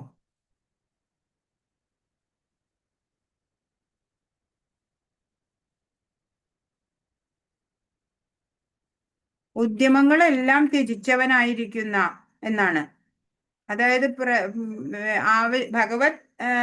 ഭഗവത് സേവനമല്ലാതെയുള്ള ആ പ്രവർത്തനങ്ങളൊക്കെ അതൊന്നും ഉദ്യമിക്കില്ല, നിരുദ്യമനായിരിക്കും അങ്ങനെയുള്ള പ്രവൃത്തികളില്. ഇപ്പൊ ഒരിടത്ത് പറഞ്ഞിട്ടില്ലേ, മൗനി എന്ന് പറയുമ്പോ ഒന്നും മിണ്ടാതിരിക്കലല്ല മൗനി ചെയ്യുക, അല്ലെ? ഭഗവാനെ കുറിച്ച് സംസാരിക്കും, അതല്ലാതെ നിരർത്ഥകമായിട്ടുള്ള വാക്കുകളൊന്നും സംസാരമൊന്നും ഉണ്ടാവില്ല. ഭഗവാനെ കുറിച്ച് സംസാരിക്കും വേണ്ടുവോളം, അയാളെ മൗനി എന്നാ പറയാ. അതുപോലെ ഇവിടെ നിരുദ്യമൻ എന്ന് പറഞ്ഞ ഭഗവത് സേവനം അല്ലാത്ത കാര്യങ്ങളില് ഒക്കെ ഒഴിവാക്കും, അതൊക്കെ ഒഴിവാക്കും. ഭഗവത് സേവനമായിട്ടുള്ള പ്രവൃത്തിയെല്ലാം ചെയ്യും. ഭൗതിക ലോകത്തില് ശരീരസ്ഥനായിട്ടിരിക്കുമ്പോൾ ഈ ജീവസത്തയ്ക്ക് ഏതെങ്കിലും ഒരു പ്രകൃതി ഗുണത്തിന് അധീനനായേ പറ്റൂ. ശരീരം ത്യജിച്ചാല് ഈ പ്രകൃതി ഗുണങ്ങളുടെ പിടിയിൽ നിന്ന് മുക്തനാവാൻ പറ്റും. എന്നാൽ ശരീരസ്ഥനായ നിലയിലോ ഉദാസീനനായിരിക്കുക, അതാണ് അയാൾക്ക് ചെയ്യാൻ പറ്റുന്ന കാര്യം, ബന്ധനത്തിൽ നിന്നൊക്കെ മുക്തനാവാൻ വേണ്ടിയിട്ട്. ഇപ്പൊ ഉദാസീനത എന്ന് വെച്ചാൽ എല്ലാത്തിനോടും ഡിറ്റാച്ച്ഡ് ആവാൻ ശ്രമിക്കുക, മിക്കതിനോടും. തനിക്ക് ഭൗതിക ശരീരവുമായുള്ള താതാത്മ്യം ഓർമ്മയിൽ എത്താത്ത വിധം അയാൾ ഭക്തിയുത ഭഗവത് സേവനത്തിൽ മുഴുകണം. എന്ന് വെച്ചാ ഇപ്പൊ നമ്മൾക്ക് ശാരീരിക ബോധം അധികം ഉണ്ടാവാത്ത രീതിയിൽ നമ്മൾ എപ്പോഴും ബിസി ആയിരിക്കണം ഭഗവത് സേവന ആയിട്ട്. ഭഗവാന്റെ ഹിതത്തിനായിട്ടുള്ള പ്രവർത്തനങ്ങൾ ഇങ്ങനെ അടിക്കടി നടത്തിക്കൊണ്ടിരിക്കണം. അപ്പൊ നമുക്ക് പിന്നെ നമ്മളുടെ ശരീരത്തെ കുറിച്ചൊന്നും ചിന്തിക്കാനുള്ള സമയം കിട്ടില്ല. അതുപോലെ നമ്മള് പ്രവർത്തന നിരതമാവണം ഭഗവാന്റെ കാര്യങ്ങളില്. ശരീരബോധം ഉണ്ടാവുമ്പോഴാണ് മനുഷ്യൻ ഇന്ദ്രിയ സുഖങ്ങൾക്ക് വേണ്ടിയിട്ട് പ്രവർത്തിക്കുന്നത്. ആ ബോധത്തിനെ കൃഷ്ണനിലേക്ക് ആക്കുക, അപ്പോൾ വിഷയാസക്തി ഒക്കെ താനെ കുറഞ്ഞു പോകും. ഭൗതിക ദേഹം എന്നുള്ളത് ഒരു അനാവശ്യ വസ്തു എന്നാ പറയണേ. ജീവന് ശരീരത്തിന്റെ ആജ്ഞകളൊന്നും അനുസരിക്കേണ്ടതില്ല.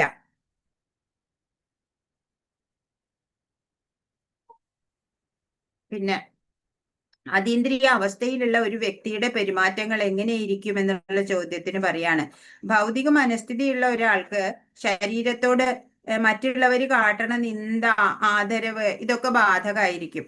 പക്ഷെ അതീന്ദ്രിയ അവസ്ഥയില്, അല്ലെ, സർവഭൂതാവസ്ഥയില്, അല്ല, ബ്രഹ്മനിർവാണം പൂകി എന്നൊക്കെ പറയില്ലേ, അത് ഭൗതികതയിൽ നിന്ന് ആത്മീയതയിലേക്ക് പ്രവേശിച്ചു, അങ്ങനെയുള്ള ആള്, അതീന്ദ്രിയ അവസ്ഥയിലെത്തിയ ആള്, അത്തരം മിഥ്യയായിട്ടുള്ള മാനാപമാനങ്ങളൊന്നും അയാളെ ബാധിക്കുക തന്നെയില്ല.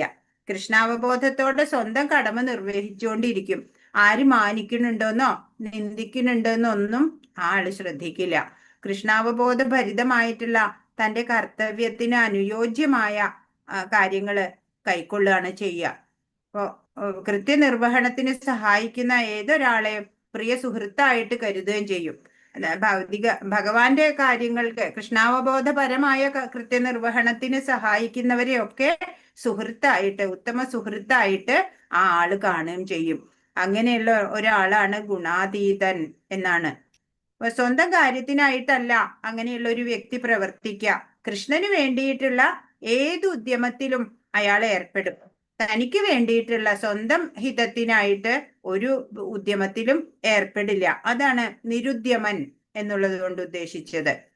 അപ്പോ ഭഗവാന്റെ ഹിതത്തിനായിട്ട് നമ്മുടെ എല്ലാ ഇന്ദ്രിയങ്ങളും ഉപയോഗിച്ച് പ്രവർത്തനം കാഴ്ചവെക്കുക.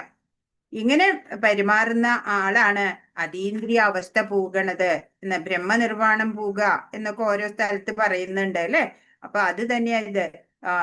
പിന്നെന്താ, സ്ഥിതപ്രജ്ഞൻ എന്നൊക്കെ പറയുന്ന ആ ലക്ഷണം പോലെയൊക്കെ തന്നെയാണ് ഇതും, ആ ഗുണാതീത അവസ്ഥ എന്നുള്ളത്. അപ്പോ അടുത്തത് എന്താ പറയണേ, ജീവിച്ചിരിക്കെ ഗുണാതീത അവസ്ഥയിൽ എത്തുന്നത് എങ്ങനെ എന്നുള്ള ചോദ്യത്തിന് ഉത്തരാണ് 26ാമത്തെ ശ്ലോകം. മാം ചയോ അവ്യഭിചാരേണ ഭക്തിയോഗേന സേവതേ സഗുണാൻ സമതീത്യൈതാൻ ബ്രഹ്മഭൂയായ കൽപ്പതേ. ഏതു പരിതസ്ഥിതിയിലും പിഴയ്ക്കാതെ ഭക്തിപൂർവം ഭഗവത് സേവനത്തിൽ ഏർപ്പെടുന്നവർക്ക് വേഗത്തിൽ ഭൗതിക പ്രകൃതിയുടെ ത്രിഗുണങ്ങളെ അതിക്രമിച്ച് ബ്രഹ്മപദത്തിലെത്താം. ബ്രഹ്മപദത്തില് എത്താം എന്നാണ്. ഇപ്പൊ ഭക്തിയോഗം കൊണ്ട് ആത്മസാക്ഷാത്കാരം നേടാം. അതാണ് ഇവിടെ ചുരുക്കി പറഞ്ഞാല്. 3ാമത്തെ ചോദ്യത്തിനുള്ള ഉത്തരമാണ് ഈ ശ്ലോകം. അതീന്ദ്രിയ അവസ്ഥയിൽ എങ്ങനെ എത്തിച്ചേരുന്നു എന്നാണ്. കൃഷ്ണന്റെയോ അദ്ദേഹത്തിന്റെ സമഗ്രമായ വിസ്തരണങ്ങളുടെയോ സേവനത്തിൽ ഏർപ്പെടുന്ന സ്ഥിരനിശ്ചയനായ മനുഷ്യന് അദമ്യ ശക്തിയുള്ളവയെങ്കിലും പ്രകൃതിയുടെ ത്രിഗുണങ്ങളെ നിഷ്പ്രയാസം ജയിക്കാൻ കഴിയും. അപ്പൊ എന്താ പറയണേ, അപ്പൊ ഈ സ്ഥിരനിശ്ചയനായിട്ട് ഭഗവത് സേവന നിരതനാവുന്ന ഒരാൾക്ക് വളരെ ശക്തിമത്താണ് ഈ പ്രകൃതി ഗുണങ്ങള് അല്ലെ.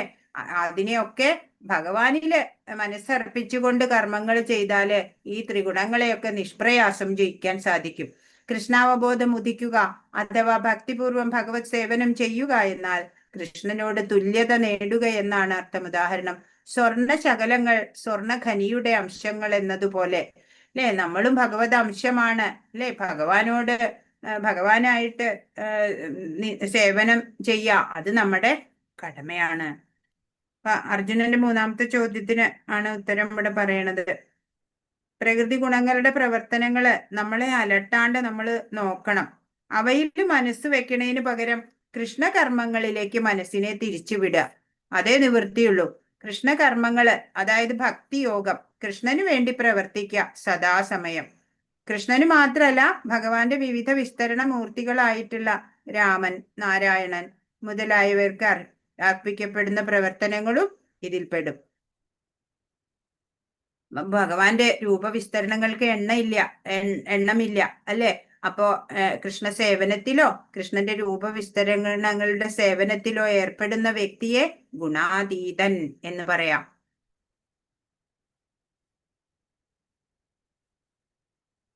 കൃഷ്ണന്റെയോ അദ്ദേഹത്തിന്റെ സമഗ്രമായ വിസ്തരണങ്ങളുടെയോ സേവനത്തിൽ ഏർപ്പെടുന്ന നിശ്ചയനായ മനുഷ്യന് അദമ്യ ശക്തിയുള്ള പ്രകൃതി ഗുണങ്ങളെയൊക്കെ നിഷ്പ്രയാസം ജയിക്കാം. തന്റെ ഭാവം സച്ചിദാനന്ദാത്മകമാണ് എന്ന് ഭഗവാൻ പറയുന്നുണ്ട്. സ്വർണ ശകലങ്ങള് സ്വർണഖനിയുടെ അംശങ്ങളെ എന്ന പോലെ ജീവസത്തകള് ഭഗവത് അംശങ്ങളാണ്. അപ്പൊ ജീവസത്ത ആധ്യാത്മിക തലത്തില് സ്വർണത്തെ പോലെയും ഗുണത്തില് കൃഷ്ണനെ പോലെയുമാണ് എന്നാണ്. വ്യക്തി എന്നുള്ള ഭേദഭാവം തുടർന്നു പോരുകയാണ്. അതല്ലെങ്കിൽ ഭക്തിയോഗത്തിന്റെ പ്രശ്നം ഉണ്ടാവില്ല. ഭക്തിയോഗത്തിന് ഭഗവാൻ വേണം, ഭക്തൻ വേണം. അവർക്ക് തമ്മിലോ പരസ്പര സ്നേഹവും ഉണ്ടാവണം.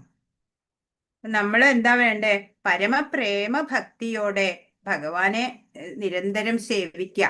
അത് മാത്രമാണ് നമ്മൾ ചെയ്യേണ്ടു. നമ്മുടെ എല്ലാ കർമ്മങ്ങളും ഭഗവത് അർപ്പണമായിട്ട് ചെയ്യുക. കർമ്മയോഗം, ഭക്തിയോഗം, ബുദ്ധിയോഗം എല്ലാം ഇവിടെ വരുന്നുണ്ട്.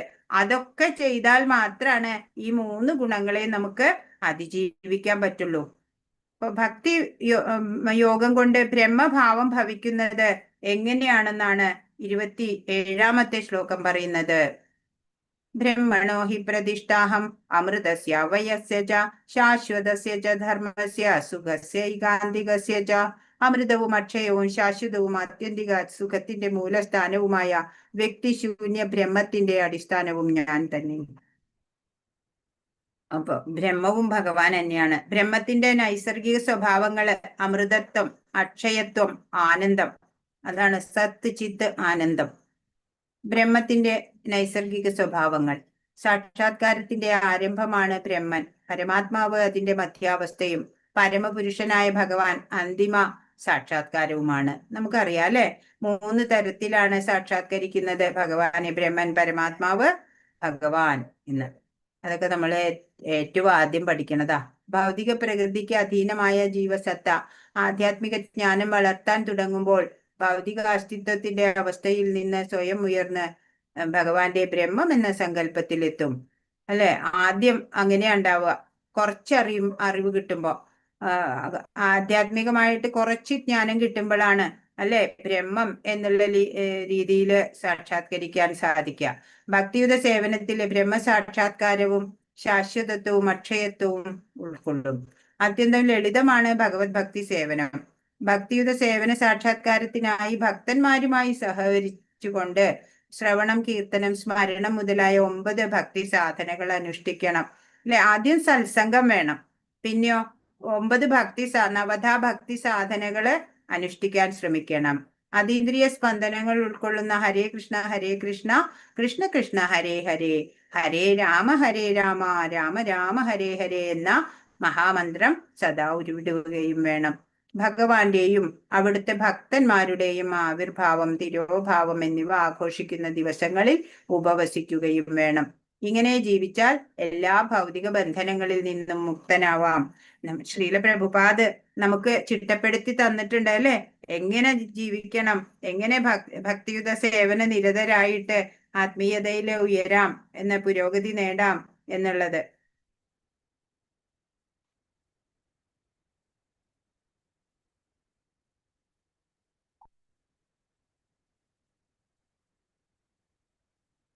ഭക്തിയുടെ ഉന്നത തലത്തില് അല്ലെ ഗുരുവായിട്ട് ഭഗവാൻ തന്നെ വന്നിട്ട് നമുക്ക് എല്ലാം പറഞ്ഞു തരും.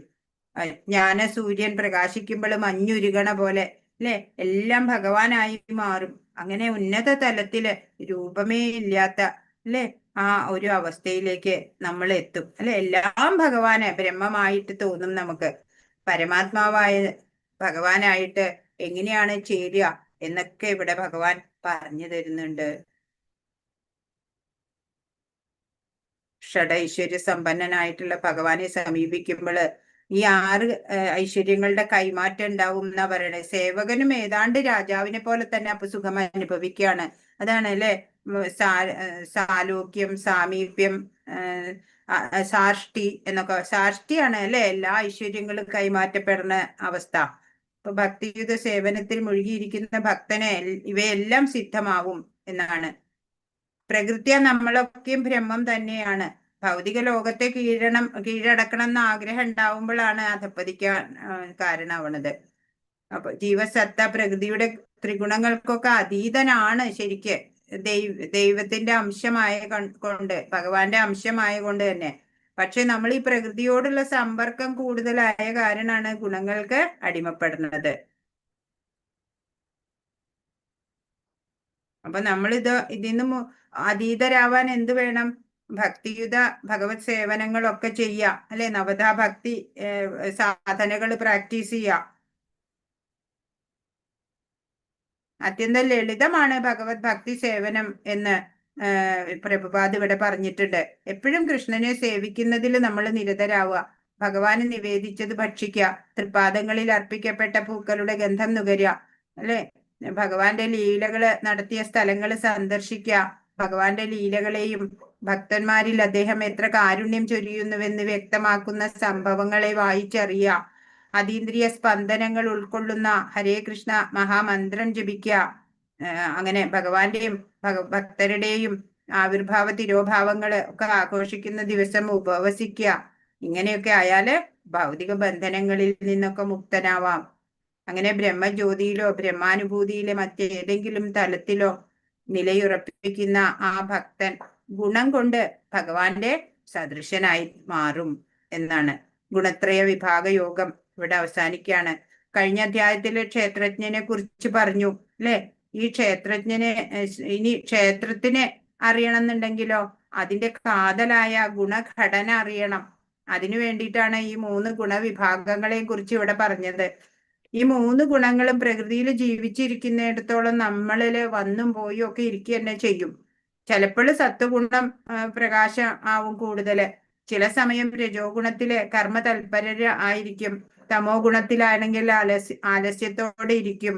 എന്നാൽ ഇതൊന്നും താനല്ല, വ്യക്തിഗതമായി മാറ്റി നിർത്തിയാല് ഇതൊക്കെ താനാകുന്ന ജീവാത്മാവില് പ്രതിഫലിച്ച് പോവുകയാണ് എന്നറിഞ്ഞിട്ട് അവയെ മാറ്റി നിർത്താനും ആ വ്യഭിചാരിണി ഭക്തി തന്നെയാണ് ശ്രേഷ്ഠമെന്ന് പറഞ്ഞ് ആ ഒരു ഭക്തി കൊണ്ട് തന്നെ എന്നിലേക്ക് എത്താം എന്ന് പറഞ്ഞുകൊണ്ടാണ് ഈ അധ്യായം സമാപിക്കുന്നത്. ഹരേ കൃഷ്ണ കൃഷ്ണ കൃഷ്ണ ഹരേ ഹരേ, ഹരേ രാമ രാമ രാമ ഹരേ ഹരേ. വാഞ്ചാകൽപതരുഭ്യശ്ച കൃപാ സിന്ധുഭ്യൈവ ച പതിതാനാം പാവനേഭ്യോ വൈഷ്ണവേഭ്യോ നമോ നമഃ. അനന്തകോടി വൈഷ്ണവ വൃന്ദ കി ജയ്, ശ്രീല പ്രഭുപാദ് കി ജയ്, ഗുരു മഹാരാജ് കി ജയ്. ഹരേ കൃഷ്ണ. ഇന്ന് പറഞ്ഞതിൽ എന്തെങ്കിലും സംശയം ഉണ്ടെങ്കിൽ ചോദിക്കൂ.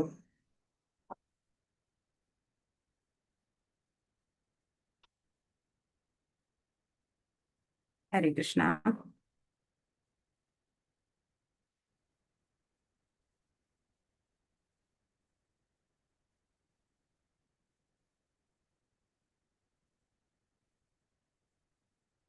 മഹാഭാരതത്തില്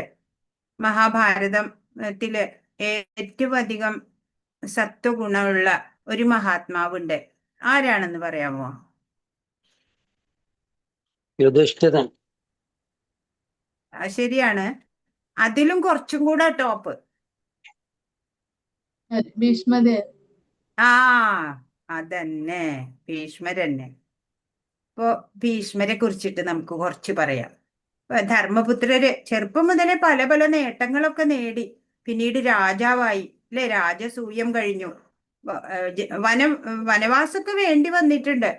പിന്നെ പിന്നീട് യുദ്ധമൊക്കെ കഴിഞ്ഞ് ചക്രവർത്തിയായി. എന്നിട്ടും യുധിഷ്ഠിരന് ഒരു സന്തോഷമില്ല, സുഖമില്ല. നേരെ മറിച്ച് ഭീഷ്മരുടെ കഥ നോക്കുകയാണെങ്കിൽ ശന്തനു മഹാരാജാവിന്റെ ഏക മകനാണ്, അല്ലെ? അച്ഛന് 2ാം വിവാഹം നടക്കാൻ വേണ്ടിയിട്ട് തന്റെ രാജ്യം തന്നെ ഉപേക്ഷിക്കുകയാണ്, തന്റെ വിവാഹം ഉപേക്ഷിക്കുകയാണ്, അല്ലെ? എല്ലാത്തിനും തയ്യാറാണ്. അക്കാലത്തൊക്കെ എങ്ങനെയാ രാജകുമാരന്മാര് അയൽ രാജ്യങ്ങളും കൂടി വെട്ടിപ്പിടിക്കുക ചെയ്യുക, അല്ലെ?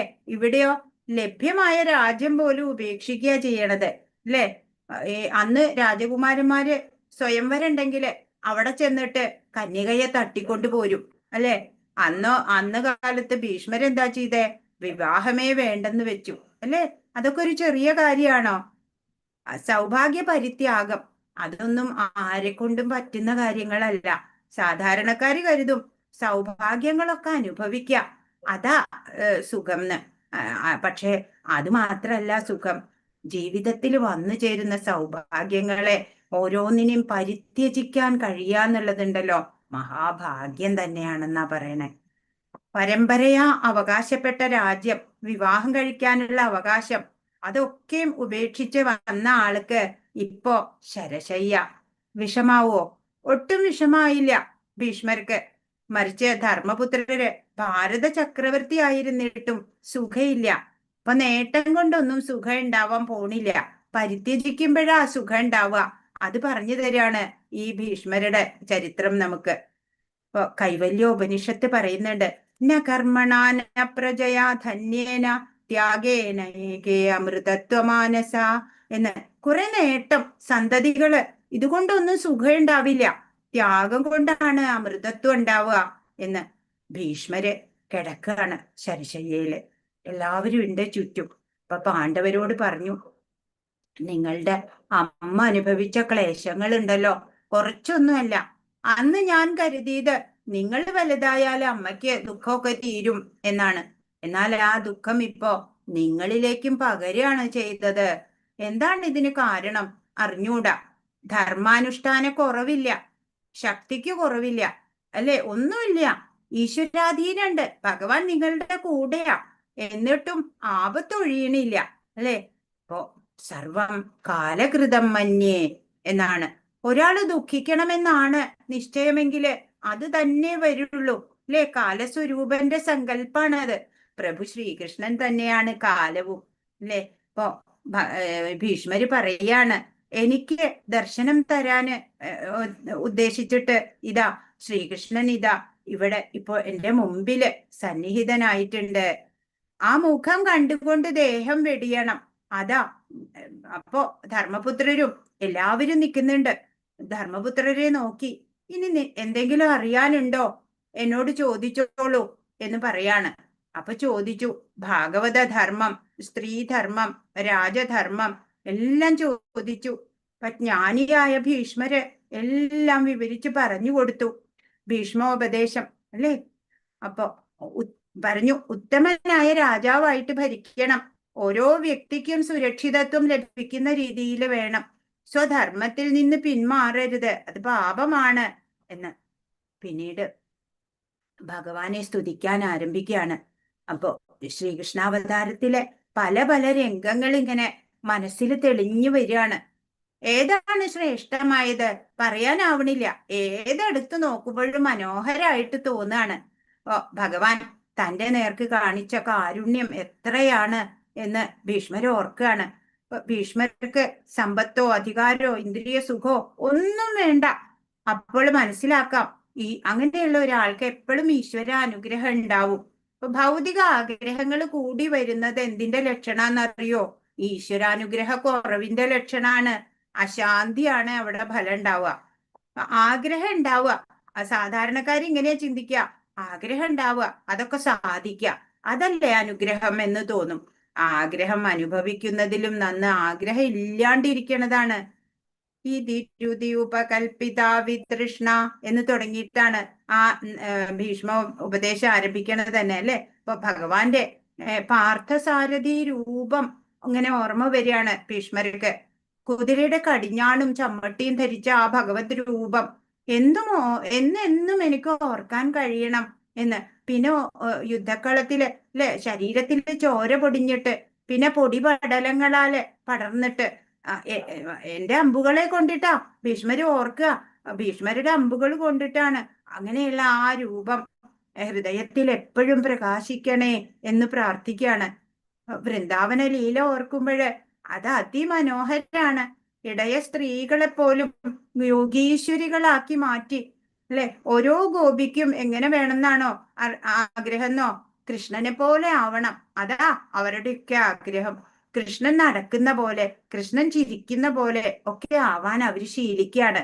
ഇരിപ്പും നടപ്പും എല്ലാം അവര് അനുകരിക്കും. അങ്ങനെ അവര് യോഗീശ്വരികളായി. ആധ്യാത്മിക പുരോഗതി കിട്ടി അവർക്ക് അല്ലെ? അവരെ പോലെ പരമഭക്തകളില്ല. പിന്നെ രാജസൂയ സദസ്സില് അഗ്രാസനത്തിൽ ഇരുന്നു കൊണ്ട് ഒരു കൈ ഉയർത്തിയിട്ട് മഹാസദസ്സിനെ അനുഗ്രഹിച്ചു കൊണ്ടിരിക്കുന്ന ആ കൃഷ്ണന്റെ ആ രംഗമാണോ ഗംഭീരമായിട്ടുള്ളത്? ഭീഷ്മർ ആലോചിക്കുകയാണ്. ഏത് രംഗം ഓർത്താലും ഇത് തന്നെ മനോഹരം എന്ന് തോന്നും, ഇത് തന്നെ ഗംഭീരം. അതാ ഭീഷ്മർക്ക് തോന്നണത്. അങ്ങനെയുള്ള അവിടുത്തെ എല്ലാ ജീവികളിലും അന്തര്യാമിയായിട്ടിരിക്കുന്ന അങ്ങല്ലേ? ആ നിലയ്ക്ക് എല്ലാം കൃഷ്ണമയം തന്നെയാണ്. അന്തര്യാമിയായിട്ട് എല്ലാവരുടെ അടുത്ത് ഇരിക്കുമ്പോ ഓരോരുത്തരും കൃഷ്ണനാണ് അല്ലെ? എല്ലാ മുഖങ്ങളും കൃഷ്ണമുഖം, കാണുന്ന ശരീരങ്ങളൊക്കെ കൃഷ്ണ ശരീരം, സർവം കൃഷ്ണമയം എന്ന ഭാവത്തില് അദ്ദേഹം കണ്ണുകൾ അടയ്ക്കുക. അപ്പൊ ശരീരത്തിന്റെ ഓരോ ഭാഗത്ത് നിന്ന് പ്രാണനെ പിൻവലിക്കാൻ തുടങ്ങി. ഏതേത് ഭാഗങ്ങളിൽ നിന്ന് പ്രാണനെ പിൻവലിച്ചുവോ അതാത് ശരീരഭാഗങ്ങളിൽ കയറി അമ്പുകൾ ഇങ്ങനെ കൊഴിഞ്ഞു വീഴാണ്. ഒടുവില് പ്രാണനെ ഉയർത്തി ബ്രഹ്മരന്ധ്രത്തിലെത്തിയ വേളയില് ശരീരത്തിലെ എല്ലാ അമ്പുകളും ഊരി താഴെ വീണു. പോരാ, ആ ശരീരത്തിലെ ഒരു അമ്പ് പോലും കൊണ്ടതിന്റെ പാടുകൾ അവശേഷിച്ചില്ല എന്നാണ്. അങ്ങനെ യോഗീശ്വരന്മാര് എങ്ങനെ ശരീരം കൈവെടിയോ അതേപോലെ ഭീഷ്മര് ശരശയ്യയിൽ കിടന്നിട്ട് ആ ജീവിതം അവസാനിപ്പിച്ചു. സാധാരണ ഇപ്പോ നമ്മള് ലൗകികര് ഒരു ഗൃഹസ്ഥൻ മരിച്ചു വിചാരിച്ചാല് എല്ലാവരും വന്ന് ചോദിക്കും അല്ലെ, മക്കളും മരുമക്കളും ഒക്കെ അടുത്തുണ്ടായിരുന്നോ എന്ന് ചോദിക്കും. ഈ മക്കളെ കണ്ട് മരിച്ചു എന്ന് പറഞ്ഞാൽ ഭാഗ്യം ഉണ്ടാവുമോ? ഒട്ടും ഉണ്ടാവില്ല അല്ലെ? ഭീഷ്മരാണ് ഭാഗ്യവാൻ. അദ്ദേഹത്തിന്റെ അവസാന സമയം ആരൊക്കെയായിരുന്നു? ഭഗവാൻ ശ്രീകൃഷ്ണൻ മുന്നിൽ നിൽക്കണു. ഭാരത ചക്രവർത്തി യുധിഷ്ഠിരൻ, ബന്ധുക്കള്, അനവധി ഋഷീശ്വരന്മാര്, അങ്ങനെ ഒരു നിറഞ്ഞ സഭയിൽ വെച്ചിട്ട് ഭഗവാനെ സ്മരിച്ചിട്ട് ആ ജീവൻ ഭഗവാനിലെത്തി. ഇതിൽ നല്ലൊരു മരണം ഭാവന ചെയ്യാൻ പോലും ആർക്കും സാധ്യമല്ല. അപ്പൊ കർമ്മയോഗിയായിട്ടുള്ള ആ ജീവിതവും മരണവും മഹത്തരമായിരുന്നു ഭീഷ്മ പിതാമഹന്റെ. ഹരേ കൃഷ്ണ.